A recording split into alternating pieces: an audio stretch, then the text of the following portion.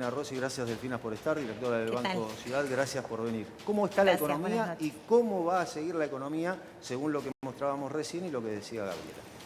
Mira, a mí me parece que el gobierno está ganando que su respirador artificial en cuanto a la estabilidad cambiaria le funcione, ¿sí? Yo creo que acá hay que decir que muchos esperábamos una devaluación anticipada, veíamos un estrés en el marco cambiario anterior y la verdad que estos meses está ganando cierto aire, por lo menos en lo que nosotros vemos en lo que opina el mercado de esta posible devaluación, no está más en cercana, ¿no? Ese aire que va ganando el gobierno, como bien decía la compañera antes, bueno, tiene sus dificultades, porque por ejemplo el anuncio que está festejando ahora Javier Milei es estos 8.800 millones de dólares que recibiría la Argentina por parte del BID y del Banco Mundial en un acuerdo de cooperación que sabemos que últimamente estas instituciones están acompañando al sector privado que viene en la Argentina para mayor financiamiento. Es decir, no son actividades sociales, no van a ir al Garrahan Ahora, estos dólares. Delfina, yo te pido, bajándolo un poco a muchos laburantes que hoy encuentran que una plata que tenían destinada para algunos gastos, ahora las tienen que relegar porque han llegado tarifas de luz, gas, agua, el incremento de transporte que también suma en este combo que les complicaron otros gastos que también hacían y los tuvieron que hacer. ¿La perspectiva cuál es? ¿Que esta historia siga así o en algún momento se va a desahogar esa No, lo que clase yo te media? quiero decir es que el deterioro de la vida cotidiana es total. Yo sé que además ustedes particularmente en este canal lo hablan constantemente. Los precios, el precio de la leche, el precio del transporte, el precio de las tarifas. Es muy difícil la vida cotidiana para el 99% de los argentinos y argentinas. Pero hasta cuando uno mira los ingresos, el 1% más rico aumentó sus ingresos el último año. O sea, le va bárbaro al 1% de la Argentina que ya tenía plata, le va mucho mejor. Y además están consiguiendo algo que es cierta estabilización macroeconómica. Es decir, la tablita de Martínez de Oz 2.0, ojo porque la puede sostener un tiempito más. Mientras tanto se complica en qué cosas, en que hasta la UIA están diciendo, che, ojo, porque con la apreciación cambiaria me están importando bienes finales. Se están yendo dólares en contra de las empresas de acá. Es decir, es un modelo que puede parecer que Milei lo va a intentar vender como estabilidad a costa de que el 99% de la población argentina se vuelva más pobre. Entonces, me parece importante nombrarlo porque quizás estábamos acostumbrados, yo ya hablaba con un periodista y le decía, bueno, en la Argentina tenemos una mesa, nos sentamos todos los sectores a comer y bueno, cuando las cosas van mal esperamos que la mesa se rompa, que estalle la cuestión cambiaria, el dólar. Bueno, ojo, porque acá lo que está pasando es que hay una mesa, supuestamente nos íbamos a sentar todos a comer, pero la mesa parece estable y lo que están sacando es a la gente de la mesa. Y están comiendo unos poquitos. Pero lo quiero explicar a esto, porque si no parece que esperamos que la crisis económica suceda. Y me da miedo que no se entienda que acá el problema es distributivo, es de justicia social, es que hay algunos que se mueren de hambre y otros se la llevan. Ahora, Delfina, por ejemplo, la persona que ahora se va a tomar el tren para volver a su casa en Constitución, ¿esa persona va a estar mejor o no? No, claramente no. A ver, puede creer que los bonos, los AL están mejor. Milei cuando habla, le habla a los que tienen bonos del Estado, le habla a los bonistas, es un trader financiero, le habla a los que le manejan el riesgo país, no le habla al que se toma el tren en Constitución. Entonces, por eso la gente dice, no se le entiende a los economistas cómo le habla. No, porque no le habla a ellos. Porque la gente normal no tiene su cartera de cuenta comitente con dólares y con bonos en dólares y le preocupa si en enero le van a pagar. No, porque no puede ahorrar, no puede ahorrar. Pero sí, a ver, acá yo digo un ejemplo muy sencillo, pero en diciembre del 2023, antes de que asumiera Javier Milei, el litro de leche estaba a 700 pesos. Y ya nos parecía caro. Y el dólar paralelo estaba a 1.300. O sea que eran 70 centavos de dólar. ¿Sí? Bueno, hoy la leche está a 2.000. Y el dólar paralelo está a 1.100. Es que te digo... Entonces, si lo único que tenés tu sueldo para comprar leche, cada vez puedes comprar menos leche, pero si te sobran los pesos para comprar dólares, estás pudiendo ahorrar muchos dólares. Tenemos un problemón. Eso yo le llamo estafa.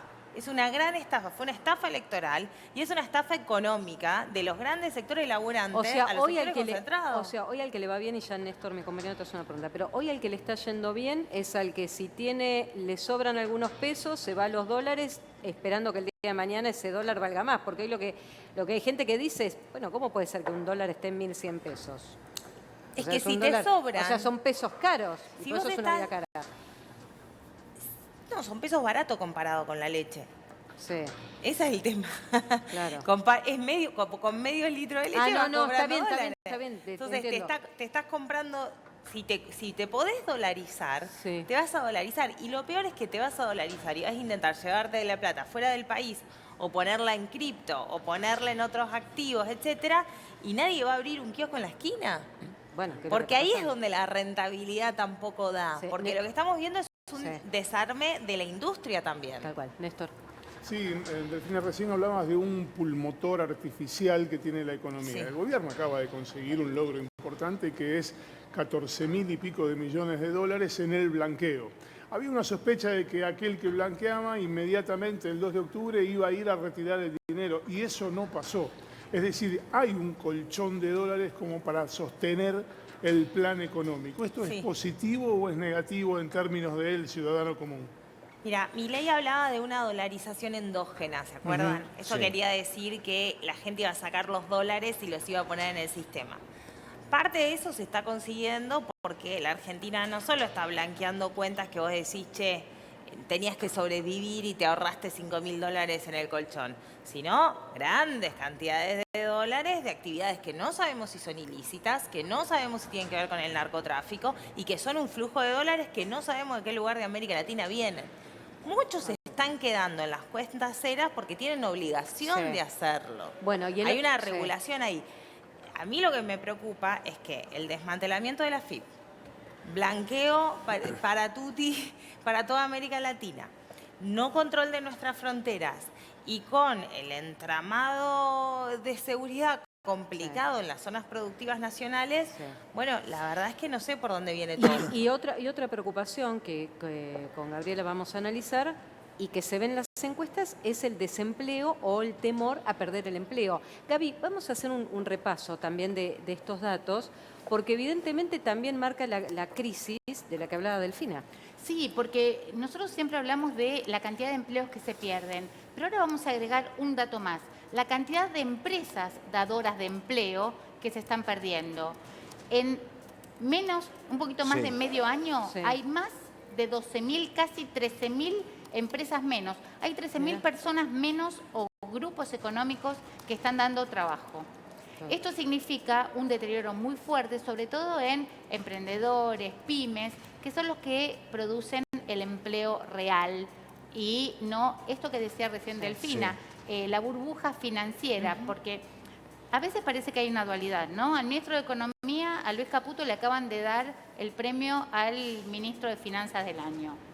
Desde Washington, Caputo está anunciando que consiguió 8.800 millones de dólares para diferentes planes a través de organismos Sí, internacionales. sí. A la vez, préstamos del banco para fortalecer al Banco Central. Sí. Ahora, la contracara es que la economía real es 13.000 empresas menos, 200.000 empleos menos, amenazas de que va a haber más despidos, cierre de empresas, privatizaciones. Acá La hay- pregunta para sí. Delfina es, Sí. ¿cuál es el proyecto económico? ¿Es para un país más chiquito o hay un proyecto de fuga de dinero o de un país más dedicado a lo financiero que a lo productivo? Ahí me parece, lo primero que me gustaría destacar es cómo se cae esta mentira de la reforma laboral, ¿no? Del decreto 7023 como necesario para la generación de empleo. Pasó el decreto, pasó la ley bases, lo tenemos a Sturzenegger como ministro de destrucción del Estado, me gusta decirle a mí, y caen las empresas, y cae la generación de empleo. Entonces todo eso es una mentira. Es que ahí, ¿sabes qué Eso te es dice? una gran mentira. Es que, ¿sabes qué te dice ahí el sector empresario? Te dice, en realidad, el DNU lo que sirvió es para acomodar el presente del que veníamos. Claro, lo que hicieron fue reacomodar entre despidos, reducción de personal y empresas que decidieron liquidar Bueno, porque sí, se querían ir. como la salida del cepo fue el sinceramiento que después nos llevó Bueno. puesto al FMI, ¿no? Entonces, con la idea del sinceramiento nos vienen llevando puestos. Yo creo que acá no hay un proyecto productivo. Este es un proyecto de de generar esto que yo les decía a la mesa. Bueno, que sea estable, pero para que coman unos pocos. ¿Sí? Entonces, el problema es que cuando nosotros decimos, che, tengo 70% de pobreza infantil y los pibes están yendo a dormir con hambre, a nadie se sonroja. Ahora, nadie se sonroja de cómo le va. No hay una preocupación, no hay un interés. El gobierno va a dedicar 11 millones de dólares en licitar chips para vacas. Chips para vacas cuando no tenemos, cuando Petoguelo no reparte la comida para los comedores. Gastan chips para vaca en un país donde los pibes van sin zapatillas. Ahora, es una cuestión distributiva y de eso tenemos que hablar. Delfina, la economía, a partir de mañana, ¿cuánto tiempo tarda en mejorar para el ciudadano que se va a tomar el tren en Constitución? No, yo creo que mágicamente la economía no mejora. La estabilidad que se puede llegar a generar, si Caputo consigue reestructurar parte de la deuda, si rolea parte de los ALs que tiene en enero, si consigue 2 o 3 cosas más y intentan mostrar una salida del cepo que en realidad es un achicamiento de la brecha, no va a generar una mejora significativa en el 99%. Pero eso ¿en qué se va a ver, Delfina? Porque lo estás explicando claramente, pero me gustaría tenerlo en algunos ejemplos. ¿Puede haber más, de pronto en estos términos, puede haber más destrucción de empleo? Sí. ¿Puede haber gente que tal vez consiga un nuevo empleo, pero si antes ganaba 500.000, ahora gane 400.000 y las cosas estén más caras? Digo, porque la verdad que yo voy a la sabiduría del público en general. Cuando vamos y les preguntamos, dice, yo gano lo mismo, o mi aumento es por inflación un 5%, pero a mí las cosas me aumentan 10%, me aumentaron 5%. Pues el gobierno dice que los precios se estabilizaron, pero la realidad es que hubo incremento de precios en distintos rubros. Es que además los precios se estabilizaron para ir al cine, pero te subieron Claro. para tener agua y luz en tu casa. Claro. Entonces, la estabilización es injusta, es una mejora de precios para las clases altas, para el shopping de Palermo, mientras que cuando tenés que pagar los impuestos de tu casa te siguen subiendo, ¿no? Entonces, eso es lo que tenemos que hablar, de la distribución, de para quién. La economía, yo no creo que vaya a haber una mejora generalizada, lamentablemente, en este modelo económico, porque es un modelo que sigue cerrando con un brutal ajuste salarial. Pero es como el de los 90, por ejemplo, ahí voy, Gaby, es como el de los 90, por ejemplo, o sea, te pregunto para que gente que la vivió, gente que la vivió dijo, yo viví cuando me echaron del trabajo, me indemnizaron, como está pasando ahora, me puse un emprendimiento, me fue mal, me fundí y recién después del 2002, 2003 me empecé a recuperar. Digo, para esa generación que la vivió, sobre todo. La otra no, porque no la conoce. Hay gente chicos que ni nacieron. Pero, qué sé yo, en los 90 hay un grueso de la clase media que, ponele que la que se quedó, la que no se cayó, que dice, che, yo la pasé bien. Yo lo que creo es que el modelo de Milei cierra sin clase media.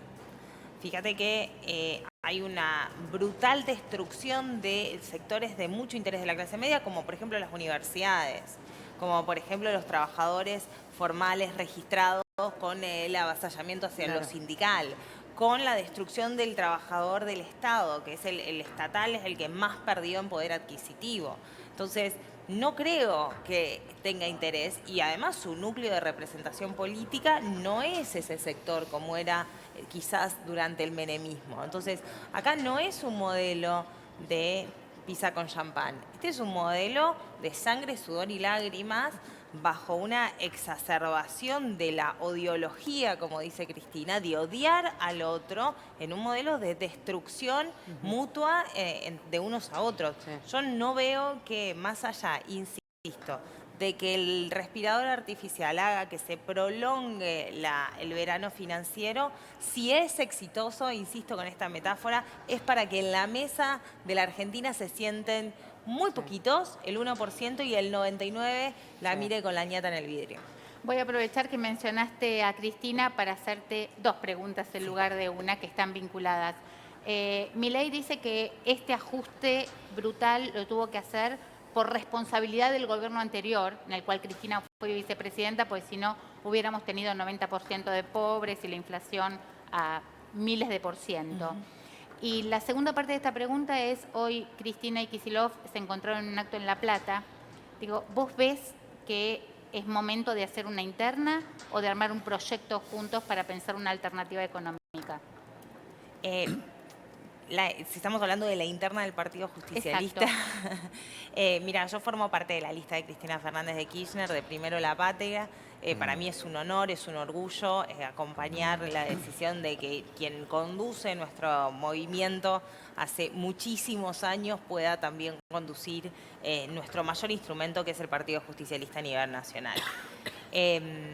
Yo entiendo que hubo diferentes negociaciones, que hay vínculos, que hay negociaciones entre las dos listas, la del gobernador Quintela también, y si hay unas internas, espero que sean, y estoy segura que lo van a hacer con el objetivo de que se pueda debatir abiertamente lo que necesita el peronismo en su conjunto, que es ideas, frescuras y novedad para poder salir de la Argentina. Y respecto a la primera pregunta, la verdad que Javier Milei quiere resumir toda la historia de la Argentina en Cristina Fernández de Kirchner.